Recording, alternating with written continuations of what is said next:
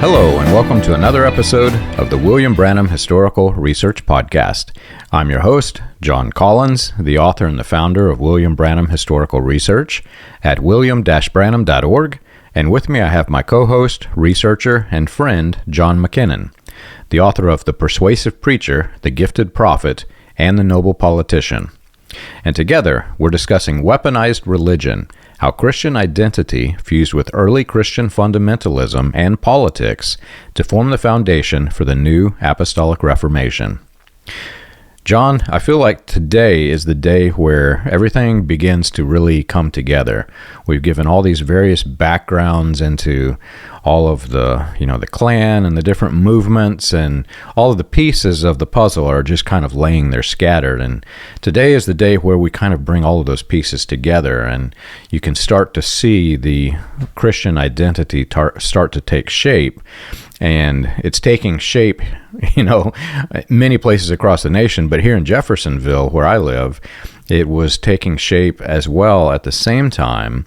And this is the place where William Branham, the leader of the post-World War II healing revivalists, would have received his training and his, learning the ministry, etc. So he's learning in a Christian identity cult. And that cult later, as you know, with Branham, birthed the Latter Rain movement, and from there it went into a million splinter groups, but ultimately the whole network of the NAR, really you can look at this as the epicenter for what happened. Yeah, I think you're right here. It's just amazing the time that they were living in. A lot of things came together at one time, back in the 20s and 30s there. And there was men that rose up as great evangelists for the cause. It was not necessarily for the cause of Christ, and many of them, pretended to be, for the cause of Christ and it swayed all the Pentecostals to join in in certain groups like Latter Rain.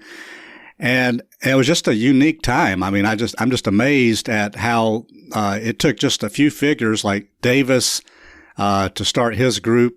It took a man like William Branham with his giftings and methods that he used to sway the audiences, and then all the way out to the West Coast with men like Wesley Swift, which we'll mention. All these men, they were joining for a common cause, and then you had on the political side, you had those that were opposing communism, and Christian identity was rising, but you had those that were opposing the infiltration of Jews and immigrants and blacks to the nation. So you had all this coming together and forming a common network of people. But there were so many splinter groups, like you said, it just went to 1,000 pieces. But there was that common core that kind of held them together.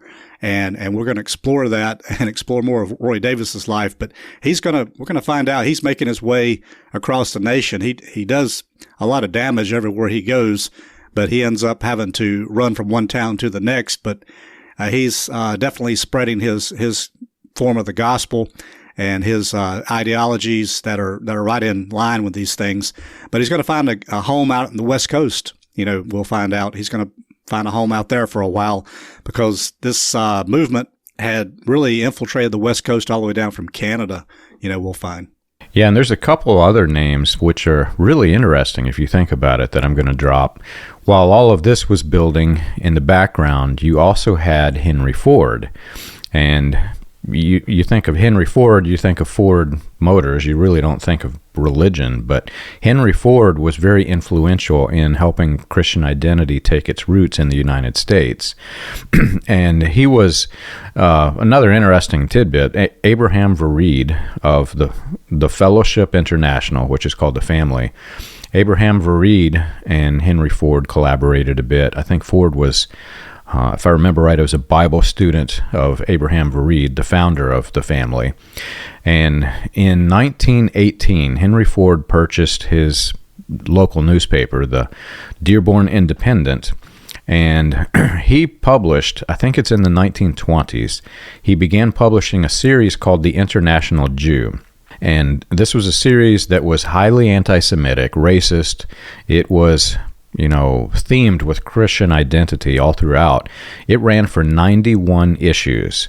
And because people are reading the Dearborn Independent and they see it as this this credible source, because it's Henry Ford and it's his paper, it began to take root as though the propaganda were real and not fiction. And you had people like William Cameron, who was, he was running that newspaper for Ford. And William Cameron also became, I think he's the secretary or the vice president of the Anglo-Saxon Federation. And that was one of the premier Christian identity movements as it was taking hold. So you had all of those people basically seeding the ground with the notion that this Christian identity thing was real. The protocols of the learned elders of Zion, the propaganda against the Jews was real.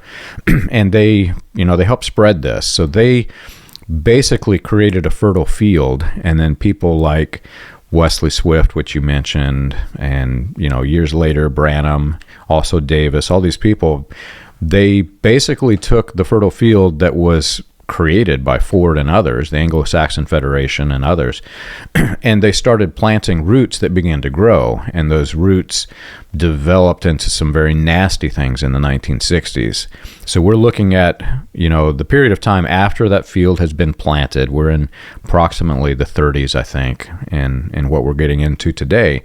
So that all of that groundwork has been laid. People have became familiar with the Dearborn Independent and its propaganda, and a lot of people are believing the propaganda.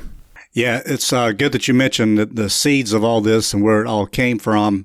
And as we talked about in prior episodes, the two-seed doctrine came into this country. Then the KKK was being started. Then you had the Henry Ford, as you mentioned, and William Cameron. You had a lot of chief, propagandists out there that were spreading this news and this ideology, and the people of America were kind of ripe for that as a certain element of people that were really wanting to hear these kind of things, and they just made themselves. The doctrine just infiltrated their minds and hearts, and it really got a foothold in this country. It started out, I guess, in the New England states as British Israelism, but eventually, as we see, as it got to the West Coast, it morphed into Christian identity. And that Christian identity has a very violent tone to it. It became something where people were now ready to act out on their, beliefs. British Israelism was content to let everybody, live and let live. But in Christian identity, and especially in America, you wanted to root out the evil, and you had justification for doing it. Now, you had a biblical justification through the two-seed doctrine that gave you, as a son of God, as somebody that was ordained to take dominion over the earth, the right and if you had the tools, you were ordained to root out the evil and create these purges, as you might call, and eventually happened in the World War II with Hitler. We'll find out, but the people of America that were part of this group, they really were supportive of that. So it's kind of going back to what Davis was doing in 1930, and I wanted to point out some things with his next-to-be wife. He was leaving his second wife as he made his way through Tennessee and to Louisville. But in April 8th of 1930, there was a census in America, and I found this to be interesting because it happened with Roy Davis back in Texas back in 1910, I believe. He appeared in two censuses, one on a boarding house he was living in, and then another with his wife, a month or two later. But Willie Mae actually appears, which Willie Mae is Allie Lee's mother. She was married to Earl E. Garrison, and the Garrisons were a family that, to go back to in Georgia, they believed with Davis. They stayed with Davis's group, his church, and they followed him up to Chattanooga when he moved to Chattanooga and began operations there. But by 1930, Davis had already left and gone straight to Louisville. He was now working in those revivals, going to start that in the fall. Willie Mae saw that as an opportunity, evidently, and she ended up leaving her husband. But before this is happening, right about this time of the census, which is fortunate for us because we get to see what's going on and her movements. But in April, she writes her name's down there as a border with her husband, Earl E.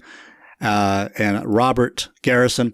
But in the census, Allie is not mentioned at all. And that's kind of interesting because that shows that Allie was actually already with Davis probably by this time, because we know from April and October he was arrested for the Mann Act. So Allie was not there with her own family there in Tennessee in Chattanooga, and I've got the census right in front of me. And then and Willie Mae is listed as 33 years old. Now, 2 days later, she is listed in the census up in Kentucky.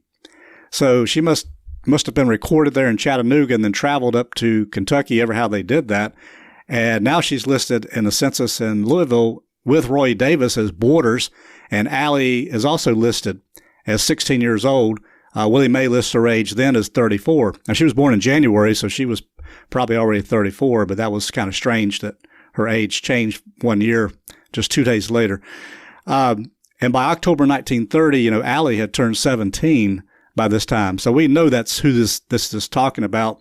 Her name is not really in the census as Allie. It's like Addis, but her age, that's who it is. And so Davis gets arrested there with the Mann Act right off the stage, as we learned, last episode. But we can see the evidence of it right here. And Willie Mae, not to be confused with Willie Mays. I kept thinking Willie Mays, the baseball player, as you're talking about that. But yeah, there's clear evidence that, even though he was able to escape conviction from it, there's clear evidence that Roy Davis was grooming this girl to, for reasons that were not becoming of a minister. I'll say it like that and keep it G-rated. Definitely. Clear evidence of this. And while he's doing this, picture that scene, right? So you've got this minister who's very affectionate with this young girl in this church. Everyone in the church would have had to have known, because you're right there. You see it. You can see this happening. But he's also this leader of the Klan, and he's this famous figure because he was the second in command of the Klan. So the people in his church, while they see him doing the thing that's wrong, they were supportive of this idea of white supremacy. So they see this as it's an okay wrong. This guy has a greater good, even though he's doing this dastardly thing with his girl. We don't care because he's this famous figure in white supremacy. And in his congregation is William Branham. That's where he got ordained as a minister. That's where he met his first wife. His first wife was a Pentecostal in this thing with him at the same time. She was actually preaching, which the whole thing is kind of funny because in years later, William Branham is talking about how Roy Davis would allow women preachers and how they had this rift over it and disagreement. Branham never mentions that his first wife was a preacher in the thing. She was not a minister that led a church, but she was preaching. She was holding, devotional services, etc. And he doesn't mention that he worked with female preachers early in the revival. So the whole thing was a lie. But the setup is, it's quite funny if you really take a step back and see it. It's almost the makings of a comedy movie, because here's a minister who's with this young girl doing things that are very inappropriate, and everybody sees it, and they just simply don't care. Yeah, that's right. And I wanted to frame this episode with those with him and Allie Lee, and I'll come back to her and how their travels did later when we can get to it. But we talked about the 2C doctrine that infiltrated the U.S. and British Israelism got a stronghold. But through Pentecostalism, it was Charles Fox Parham that we talked about an episode or two ago, that he brought in the British Israel ideas, and it was beginning to transform into Christian identity. So between 1920 and 30 in L.A., Los Angeles, Christian identity was just some small sects. But I read an article that said it grew by 381%. The little groups that were spreading, it grew by 300%, almost 400%. And most of them were Pentecostals at that time. And most were migrants from the Northeast to that city. So you can see how the doctrine started up in the Northeast, but they migrated to the city of L.A. Because L.A. was growing at that time. And I guess there was opportunity. And Pentecostalism started out there in 1906. So there was a lot of reasons for the Pentecostals to go there. to be right in the middle of all the revival, that was going on. So that's what made this group grow. And around 1930, Howard Rand was another figure that he began what's called the Anglo-Saxon Federation of America. And that provided the key link between British Israelism and Christian identity. He began to teach, Rand was the one that began to teach that Jews descended from Esau and the Canaanites. And that eventually joined forces with this serpent seed doctrine that came from the Ku Klux Klan and also Daniel Parker, I think we mentioned. So all this joined together, and then they started believing that the Jews were the devil's seed through Satan, through the serpent. And that's exactly what we find out that William Branham embraced all his ministry and what he eventually spoke publicly and finally taught, but he alluded to it throughout his ministry from the very beginning. So through Rand's work, the hatred of the Jews began. And it was right about this time, had the rise of Hitler. Hitler came to power and in 1933. So over a 10 years period of time, until Hitler came to power, the hatred of Jews just boiled. And then that's what united Christian identity and organizations like the KKK and the Pentecostals at the time, who were promoting white supremacy. And that's what Roy Davis's church was all about, and what he was starting his sects and his groups called the Pentecostal Baptist all throughout the nation. And of course, he had his right-hand man, William Branham, to also work with him on that. And so they became part of that movement. So that's kind of how it all started, right there. And that's why this movement really took off. Right. I've seen several movies and read books about this era, and the way Hollywood and many authors portray it, you really don't see it as a religious thing. You see it as a political thing. And honestly, it wasn't until I read Michael Barkun's book, Religion and the Racist Right, that I began to see that there was the way that it spread politically was through religion. Yeah, John's holding up the book right now for the audience who are on the non-video feeds, but it's a great book. If you want to understand Christian identity, that's the book to go to. And in fact, I'm going to pause a bit because every episode that we've done so far, John, we get several people who write in and they say, could you please explain what is Christian identity? A lot of people don't realize. As we've talked about in our show, we had British Israelism, which was the notion that the British Isles were the lost 10 tribes of Israel. The descendants landed in the British Isles. And whenever they saw that this was a great money-making thing, they began to, through books and other literature, pamphlets, lectures, etc., some of the key figures in British Israelism brought it to the United States and claimed that the United States and Canada were grafted in as British Israelites. So this took root, like you said earlier in the show, in the East Coast, but it came in about the same time where white supremacy was really taking hold. And as it spread west, it began to fuse with white supremacy.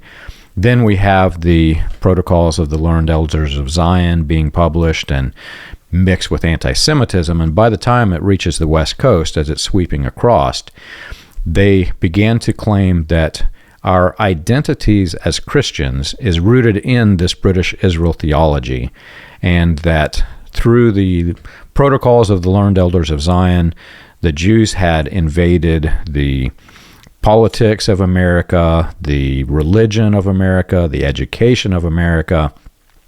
Basically, before some of the mountains even existed, the 7-mountain mandate of the NAR, they believed that the Jews had invaded those, and those were the false Jews. And we identify ourselves with the true Jews, we as Christian identity, anti-Semitic people.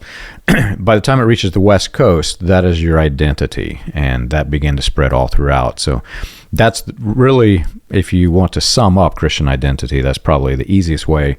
The better way is to read that book. Michael Barkun's book will explain it thoroughly. But, like I said, I've seen movies about this, but I did not realize that it was a religious thing until I read the book. And then I began, through the names that are dropped in that book, I began to combine it with my research, and I started to realize, wait a minute, many of the key players in my research are tied to the Christian identity. And I did not even realize, some big names like Gordon Lindsay is speaking at Christian identity converts after the British Israel Doctrine has become very racist and anti-Semitic. So he's a key figure in building all of this thing. One of the others, which was a little bit of a shocker, is Aimee Semple McPherson, who her church is so famous that when I think it's the 50th year anniversary of Pentecostalism was held at the Angelus Temple, because she's a key figure in this. Well, she sided with the anti-Semitic side of the doctrine, basically the Christian identity people.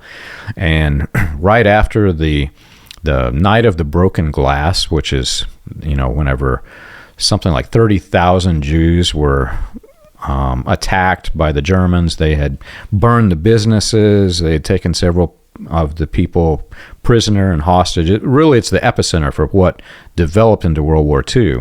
Just days after this, Aimee Semple McPherson invites the most racist, anti-Semitic Nazi figure in the United States, who's Gerald Burton Winrod. We've mentioned him a few times.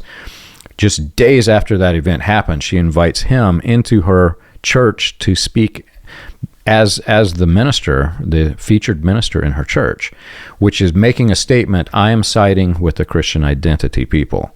So all of this background comes together, and it's deeply rooted in Pentecostalism. Yeah, we can see how it has gotten into those people there. I was going to mention a little bit about how I first came across Christian identity. It was a very, very long time ago. I was in my 20s, and I was actually in college, and there was some anti-Catholic literature that a friend of mine from high school, he was in Church of God, but he had these little comics that was put out by a publisher in the West Coast. Everybody probably knows of Chick Publications. And so I was starting to read that. I'd never been acquainted with too much religion at the time, because I just grew up in a Baptist church and I didn't know a whole lot. But I started reading that, and it seemed to make sense. And they presented the part about, how they were fulfilling the book of Revelation, and they're the false church and all this. And so I started out with that. And then that led to a publishing company that had a lot of the titles of Christian identity in it. And I didn't know what all that was at the time. It wasn't called Christian identity, but you started looking at these and you realize how racist it is. And I'm the type of person, I want to study something out to the fullest as I can until I get satisfied that I know what it is. But I found out through all my study of that back in, 30 years ago or more, that there was a lot of hatred there.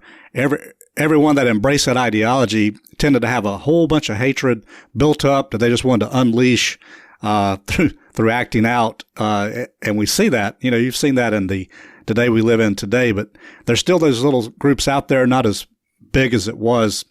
And they believe they have the right to use force and violence because they believe the Constitution's on their side, and we have a corrupt government. So they believe they have a right to, institute the government they'd be happy with. And they also believe that they're going to be able to succeed if they ever, try to rise up and act on their compulsions, but they believe they would be able to succeed because they believe God's on their side. It's just amazing. They get this ideology in them, and then pretty soon they're kind of delusional, and then they get this thinking that they're going to overthrow the government we have or whatever. It's just, but that's what this stuff breeds. It does breed a lot of hatred towards people, and that's what we see.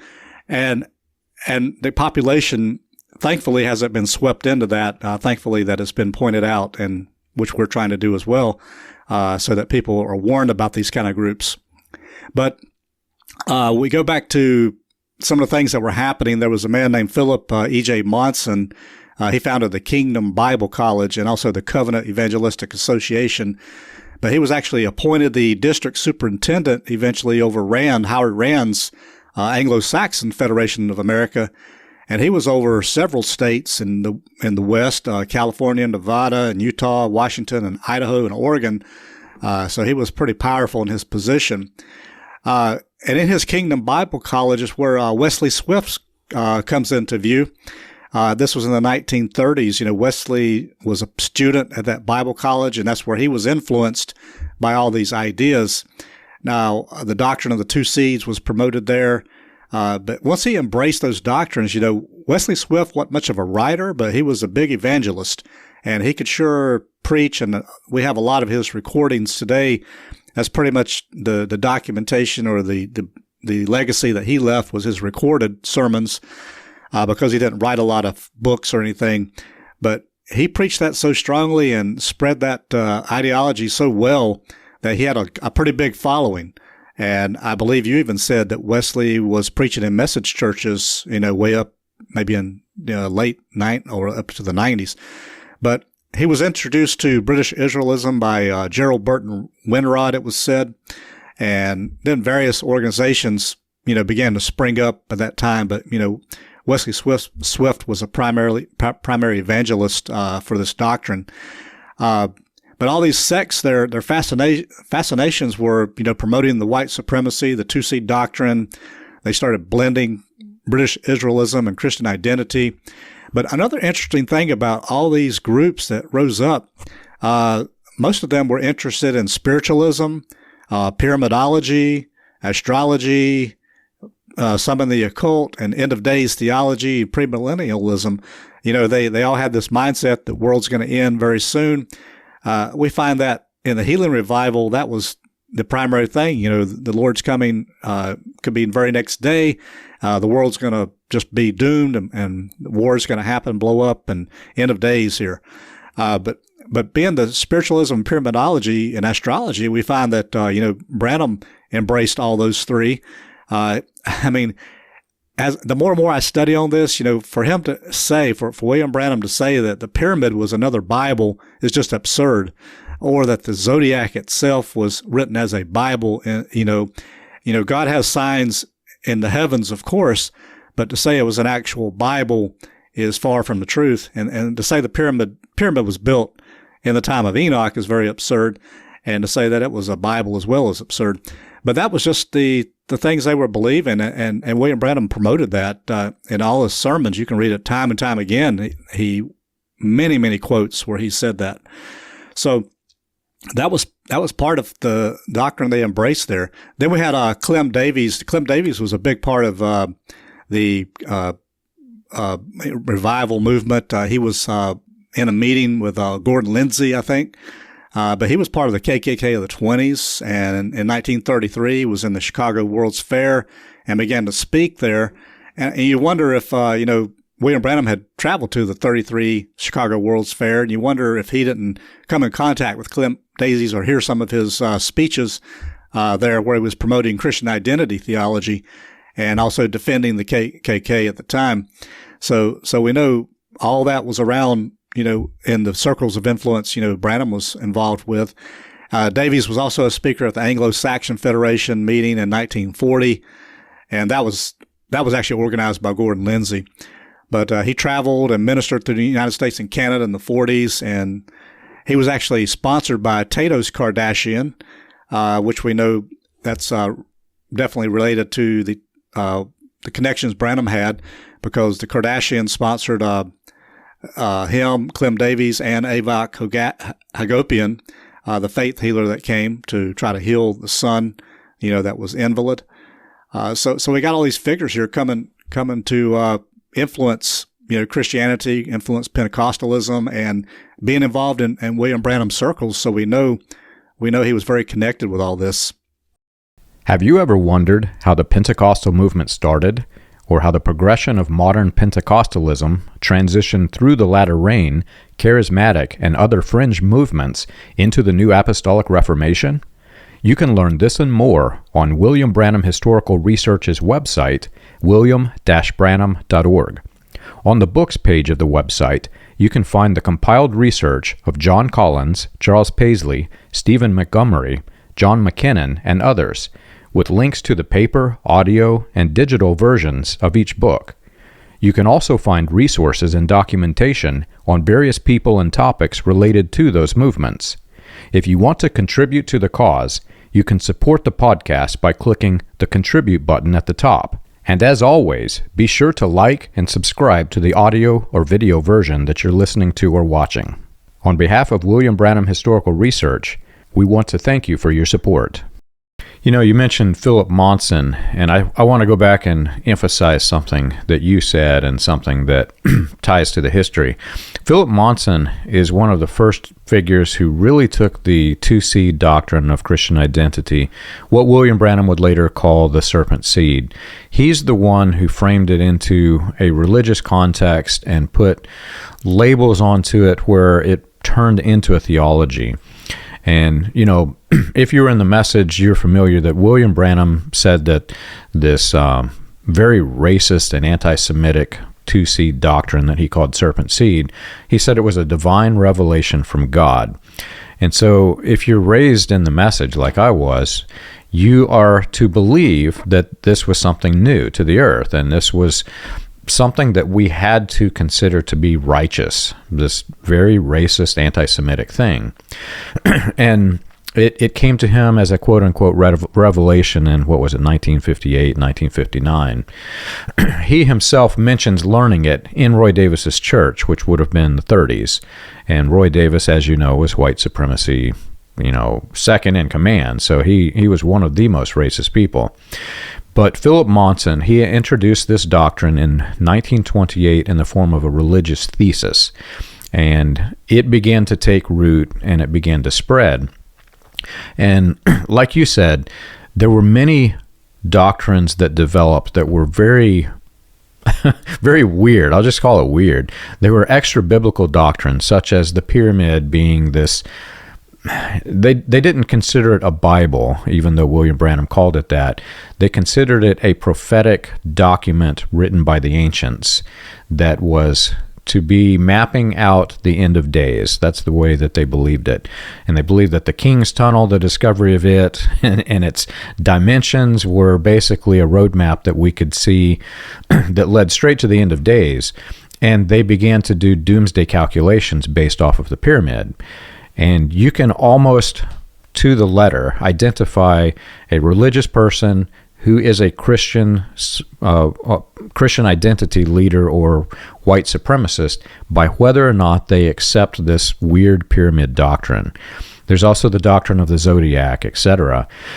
Well, one of the things that is telling, because if you talk to any William Branham cult leader you confront them with this information that this is a racist and anti-Semitic doctrine, the serpent seed thing, they will reject it.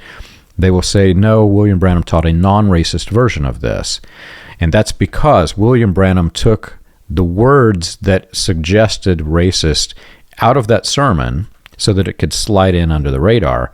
And then he came later and followed up with other key doctrines such as the hybriding doctrine, for example, how it's wrong for a human to be hybrid based off of race.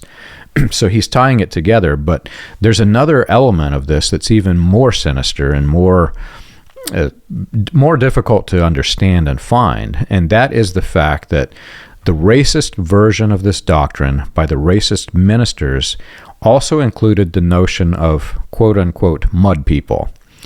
They believed that when the serpent mated with Eve to produce Cain, and Cain was banished, Cain went to the mud people, and the mud people pre-existed Adam.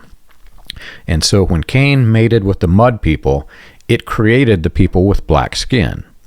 And even in the serpent seed sermon by William Branham, you can see that William Branham traces the lineage in the same way that all the white supremacists do.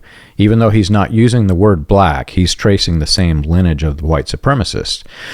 But he also talks about the age that the people, the civilization that pre-existed before Adam and Eve.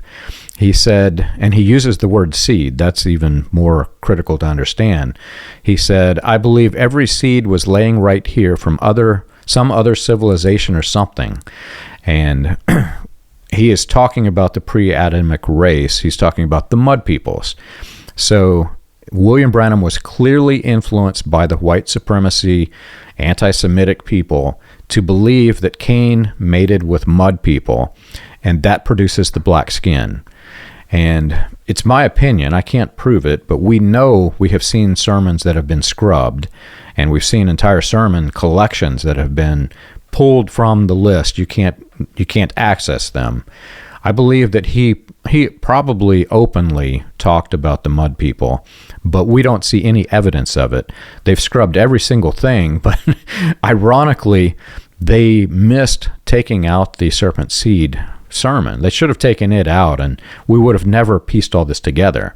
But we do understand, based off of the things that he said, that the version of his serpent seed that he taught was clearly the racist version. Yeah, right, John. I'm glad you brought up some of those points because I wanted to bring up a couple of things you brought to my mind. It's really how this doctrine, to the unsuspecting person, when you first encounter all their weird ideas, here's how they capture your mind. Most people, and I was kind of intrigued with what they were saying at one time, because they speak of like the Constitution, going back to that and talking about how we need to get back to honest money, gold and silver coin, and get away from this fiat currency we currently use, this printed money that causes inflation. And so that sounds all good. And so that's one thing they do. And then they talk about how your rights have been taken.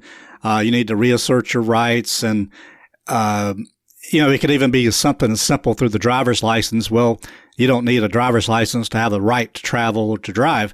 And so they've done all these court battles, and even paying income tax. They do all these court battles to try to fight the government over this and that, and even teach you the law.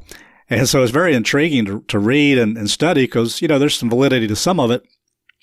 But, the part about, then they bring in the other part that they believe is what you was talking about, the mud people, which I've heard that very term, used. They call them mud people. And there's another author out there, Eustace Mullins. He wrote several books, but he was an interesting figure that I had a few books of his, but mostly on the Federal Reserve. But he talked about the curse of Canaan. So where the black skin came from could have been from when Canaan was cursed through Ham, back when Noah came out of the ark, and Ham saw his father naked, and then he cursed Canaan. So some of them probably believe that the black skin or whatever came from, that, and that we shouldn't mingle, the races together because of that. It's a curse on them. And also the pre-Adamic creation, some of the ministries, actually Pentecostal ministries, I won't name the one, but I can name the ministry, is still in existence today in Louisiana, and Baton Rouge even. They had a sermon on the pre-Adamic creation, and the word they get you to believe that is the earth was covered with water, in the beginning. The Spirit of God moved upon the face of the earth, and it was covered with water. So one thing they say is, when God creates something, it's beautiful, right? So for the earth to be without form and void and covered with water, there must have been some judgment that happened. So that they believe there was one judgment that occurred, which was a flood, back in those days, that covered the earth with water and made it without form and void. And then the other word that's used in the text is when he told Noah, actually told Adam, to go and populate the earth, or to be fruitful and multiply. The word used is replenish. All right. And he also used the same word in the text. The Holy Spirit, I guess, used the same word in the text when he talked to Noah and said, go forth and replenish the earth, because the earth had been killed off. Now you were the 8 people left. Go back and replenish the earth. Adam was, they say the same word is used in the text. I haven't looked it up in 30 years or more, and they say it's the same word being used as far as repopulating the earth. So that's where this idea of pre-Adamic creation comes from, is that, there must have been a creation prior to Adam, because he's telling Adam to replenish the earth. Why would he say replenish if there wasn't? And then for Adam, where these Christian identity folks get that white skin is really the blessed race of God, is that the word Adam used is I think the Hebrew word means to turn rosy, red, and to show blood in the face. And there was even a movie made back in the 90s that had all these white supremacy groups coming together. It was actually titled Blood in the Face. But I actually, somebody out of the blue called me way back and was talking about that. This was in the Northwest, and somehow they got my phone number and called, and we were discussing that. But he told me specifically, said, well, what race of people can actually show, blushing? That's what they referred to. And he said, well, only the white race can. Well, that's how they believe it, and that's not exactly true, because we're not talking about something physical here. When God looks at people, he looks upon the heart. And if your heart is blushing, he's going to see it. So for somebody to say this is all physical and a racial thing in the scripture, I think is also not correct. But that's how they believe it. And that's how they get people trapped in this doctrine. Because if you start believing those things along those lines, you can pretty much be convinced. And in the pyramid, they believe, like you said, it was like a doomsday clock. They were trying to decode the pyramid. And there was all kinds of, Raymond Capt, I believe, was one that maybe wrote a book on the pyramid. And his dad, I don't have the exact names, but it was a CAPT Capt. He was definitely one of the white supremacists there, but he wrote a book on it, I think, on the decoding the pyramid. So they felt like if they could decode the pyramid, they could set dates and know when the end of time was coming, when the doomsday was going to happen. So it was really all tied in there. But that's how they captured the minds of the people. People have to really be careful what they believe and what they study on, and take it, be really critically in their thinking. Same way with the message. We should have been really critically minded from the beginning, but the information just wasn't out there, so we could have studied it in the beginning before we jumped into it wholeheartedly. Another figure is William Dudley Pelley. I'll mention he was quite a activist, American fascist activist, journalist, writer, and he was also an occultist. He was noted in America for his support for the German dictator Hitler during the Great Depression and World War II. And he developed a religious philosophy called soulcraft. He believed in UFOs and extraterrestrials. So we find UFOs being heavily promoted in the Healing Revival through Gordon Lindsay's publication. And also William Branham promoted UFOs, saying they were angels. So they all had this belief in it. Either they had a belief in it that was pretty strong, or they used it to sensationalize, the things that were happening, where these UFOs were being sighted. Even today we have it, the government's investigated it, but they believed they had the answer. They believed they knew who they were, that they were these angels investigating the judgment that's coming. So it all played into their scheme of the end of the world, end of days, beliefs. But we find that to be the case. The William Dudley Pelley, of course, he was anti-Semitic. He founded what's called the Silver Legion of America in 1933. It was actually a fascist paramilitary league. He also ran for president. I think they started what's called the Christian Party in 1936. I believe we also find William Upshaw running for president about that time. So we find all these men trying to gain power in the government through maybe running for president. Of course, they never got any traction. They never won anything. But, we find them running, for office. They wanted to get control of the government. In 1942, Pelley was actually prosecuted as part of the sedition trial, I believe, seditious conspiracy. They were conspiring to cause insubordination of the military and obstruct recruitment of military members. And the government didn't find this very tasteful to them, because they definitely prosecuted them, because they were preventing, good men from joining the military to fight in this war, because they believed it to be, wrong, and that they were supporting Hitler, and they were trying to do a spin on the things that were happening, so that people would actually be against, what the government was doing at the time. Another thing Pelley did was he was very big into the occult, and we mentioned that these people are big into spiritualist type things. He gained a lot of notoriety in 1928 when he claimed he had out-of-the-body experiences, 3 of them.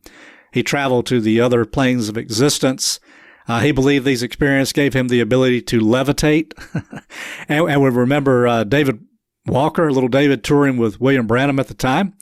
He also claimed the ability to levitate, claimed he had, these visits maybe to heaven, whatever he had. But everybody had these stories about how they went to heaven or how they, had these spiritual experiences and they could have these supernatural abilities. But for somebody to say, I can levitate, he said he could see through walls. And then anytime he wanted to, he could have out-of-the-body experiences. Now, I do know there's actual quotes, and I haven't looked them up, but William Branham claimed to have many out-of-the-body experiences in his ministry. He even claimed he could go out and find a soul somewhere in the netherworld and find out where that soul is, because at one time somebody had died, and he was asked to go find them, and he said he went out and found them, and where they were, he said, you don't want to bring them back, because I guess he thought they were in heaven, or give the family assurance that this person was in heaven, so you don't want to bring them back. That was his answer. Whether or not he did that or not, I kind of doubt it. But they were all into this kind of thing, spiritualism, pyramidism, and the occult nature of these things. It was all a part of their ministries, which gave them that mysterious component. I was trying really hard not to laugh. You were talking about the minister saying that African Americans don't blush, and so therefore the serpent seed thing must be.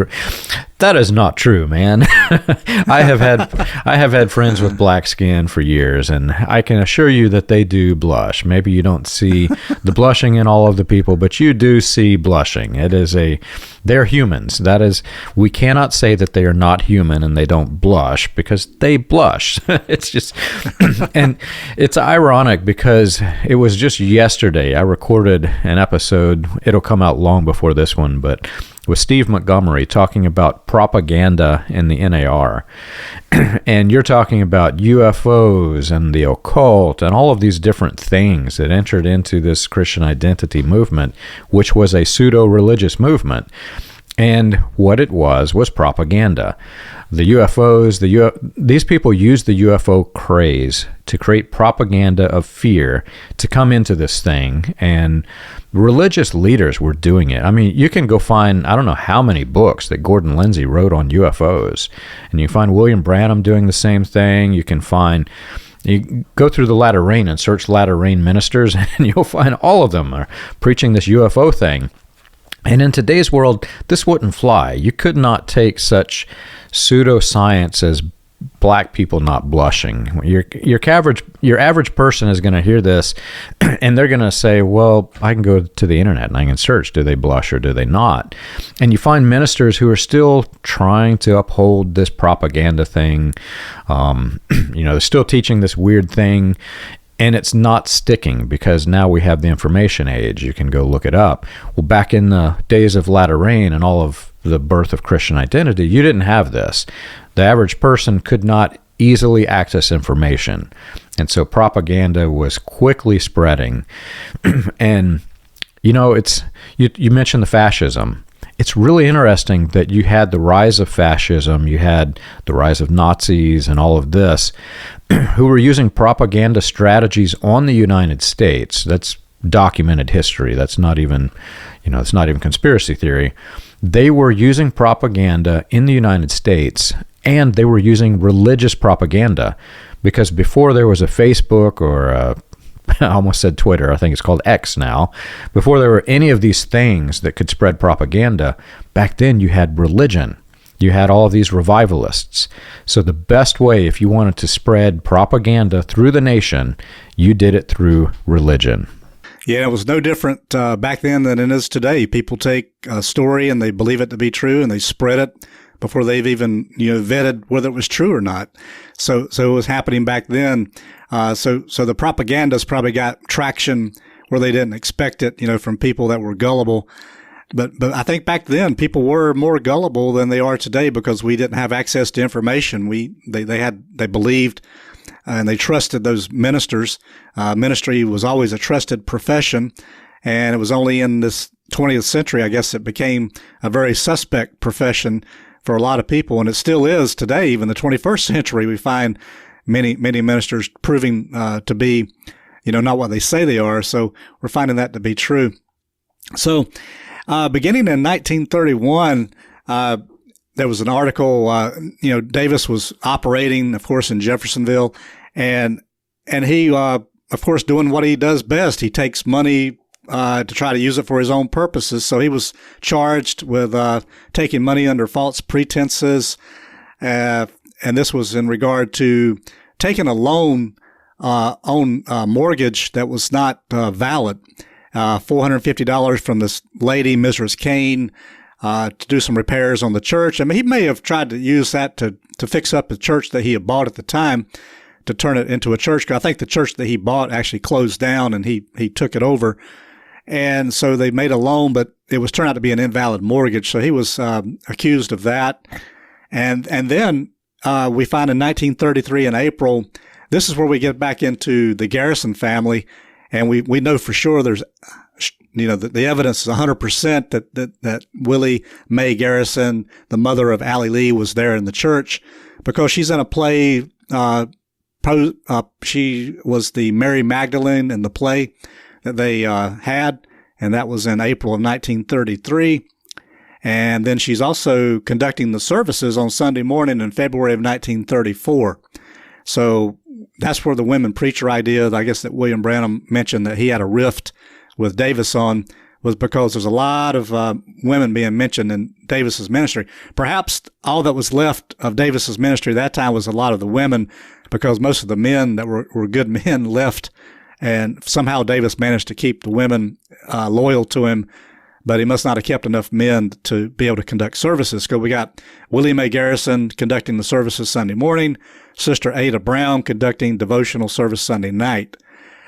And so Davis's concubine, I guess you could say, his future wife, she stayed with him, and he began to call her by a different name after his arrest in October 1930. Beginning in the papers, we find he began to call her by Granny. And that was a pretty sly move, because for one thing, Granny implies that she's a lot older than she is, because you don't call somebody Granny, perhaps, without them being a little bit older, more his age. And it was more of a nickname for her. But that nickname Granny stuck with her for the next 10 years or more, until they got to California. And even in California, when we found they conducted the singing conventions, we may not get to it today. We may have to postpone that till next episode. But when they started conducting their conventions out in California to promote their ideas, she was called Granny at that time as well.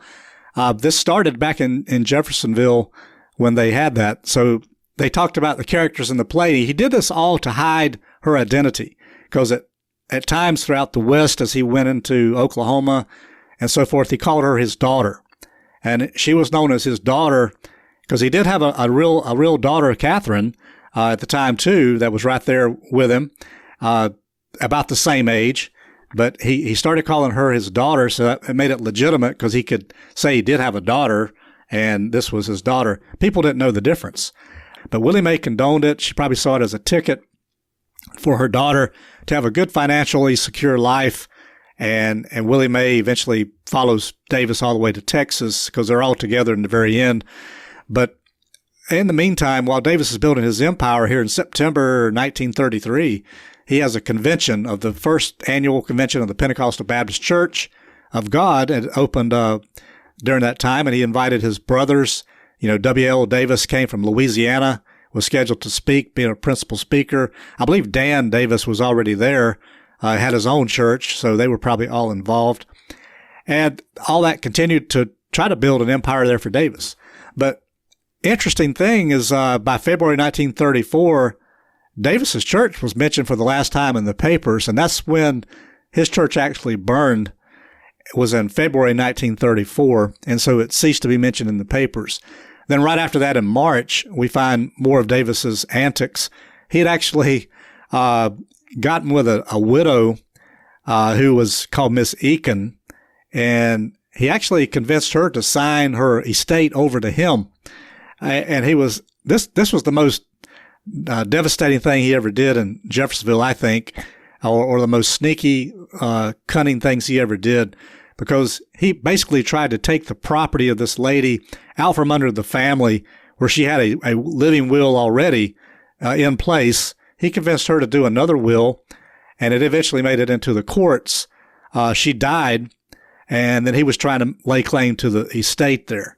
And so that was very sneaky because it was all about the money there in Jeffersonville, and I think people became wise to it.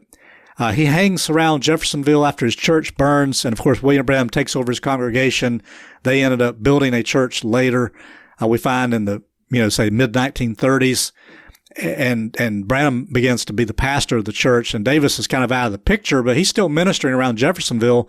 We find him in the papers till around 1935, and then it's at that time that Allie Lee and Davis take to the road, take a big road trip, and they end up in California. So if you do a study on the newspaper articles of Davis, it's pretty much routine church from the 1930s. After he started his church in 1930 and took half of Ralph Rader's congregation with him, and I believe the papers mentioned he was up to about 500 people in the congregation at one article. But Branham was in there, and then all the women started leading the services. And by 1934, of course, the church burned, and then he was left without a home. And William Branham even mentioned they were like sheep scattered without a shepherd. So I don't know what went with the church, but a portion of that group actually became William Branham's congregation of 50 to 100 people at the time, and they eventually built their own church in the mid-30s.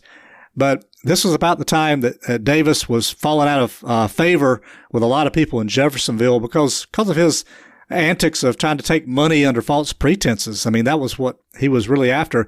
The Klan had diminished, and his recruiting efforts and speeches for the Klan were diminishing.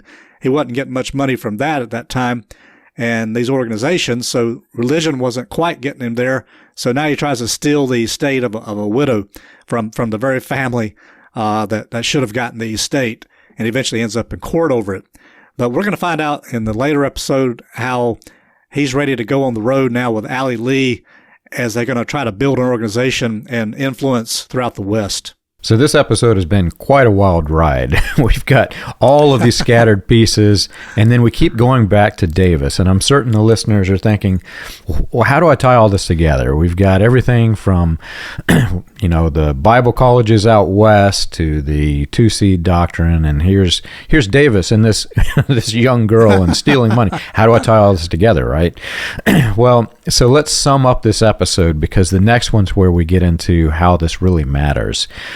So we talked about how the anti-Semitism and the white supremacy spread, especially through people like Howard Rand and the Anglo-Saxon Federation, the Dearborn Independent with Henry Ford and William Cameron.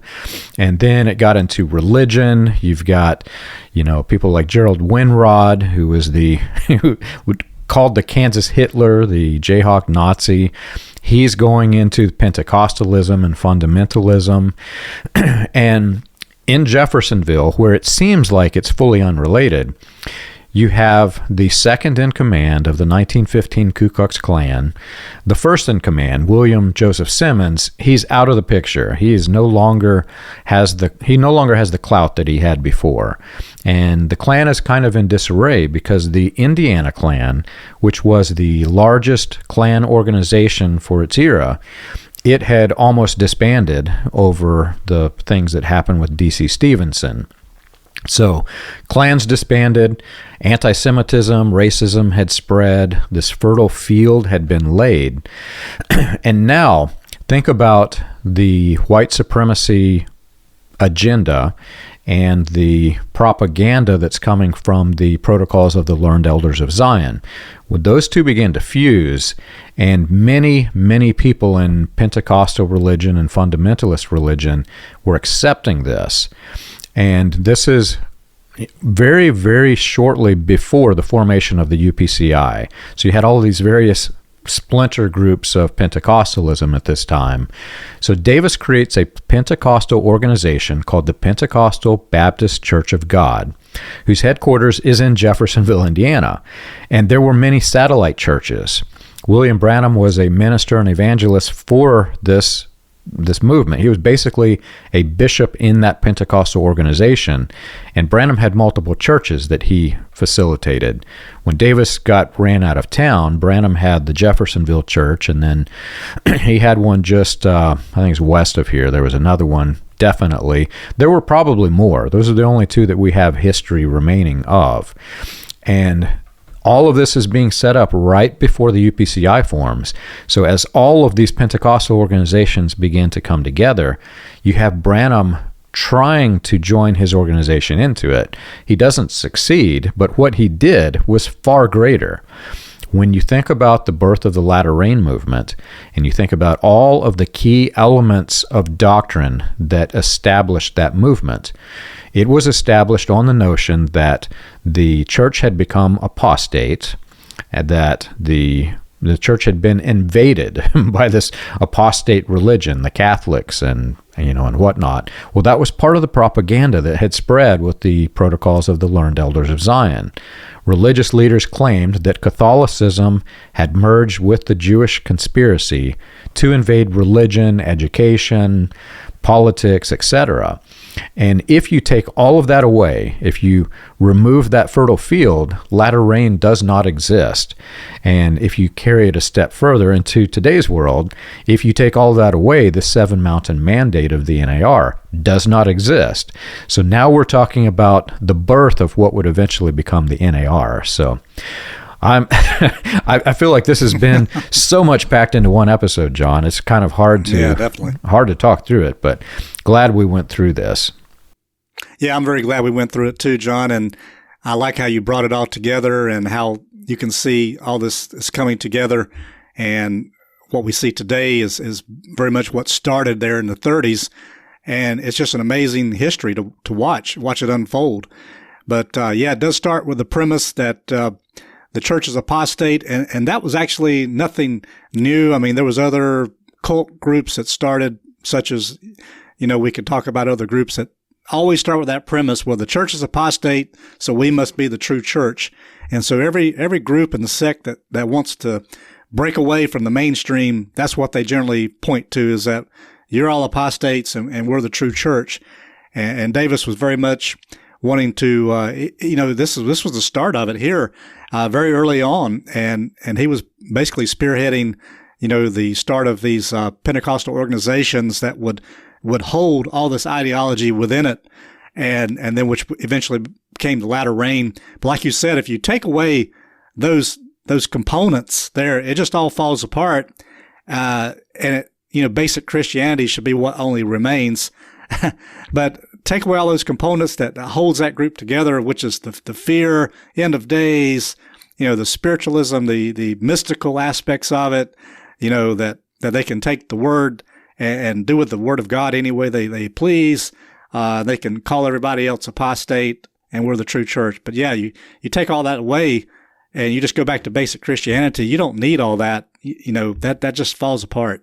Exactly. And to sum it up even further, the NAR really could not exist without this Christian identity. None of it would really hold together. But I'm excited for the next one, and we'll get into the spreading of this thing with the next episode. So if you've enjoyed our show and you want more information, you can check us out on the web.